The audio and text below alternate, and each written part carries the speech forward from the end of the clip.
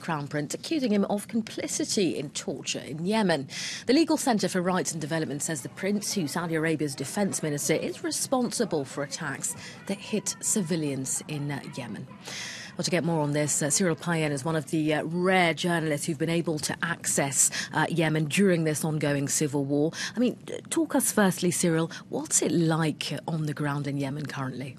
Well, when you have the chance to land in Aden, which is what we did for 15 days, and to access the front line between this war opposing the pro-Shiite Houthis to the pro-Sunnite loyalist government forces, you can see the scars, the stigmas of war everywhere. There is no buildings which is not damaged. All infrastructure have been destroyed. And the figures, these particular figures which have been used by this NGO to launch this lawsuit, as you said, against the Prince Salman, are talking by themselves.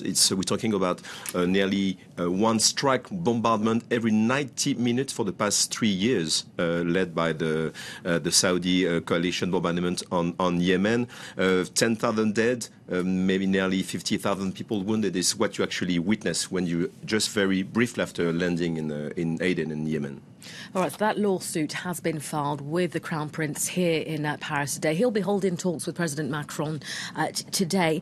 Can Macron put any pressure on Saudi Arabia in terms of their role in Yemen? Well, the pressure is maybe more on the shoulder of the French president, because he had lots of pressure on him on the diplomatic corps, on the NGOs, to make some pressure on the Saudi prince to just find a solution to end this war in Yemen. The problem is difficult also not to link France to Saudi Arabia, because France is one of the main weaponry seller. So if you just look again at the figures, since 2013, the budget, the weaponry sale by France was nearly 500 million euros. And 2016, at the peak of the strikes on Yemen by Saudi, it was $1 billion. So it's very difficult to sell weapons and to talk about human rights.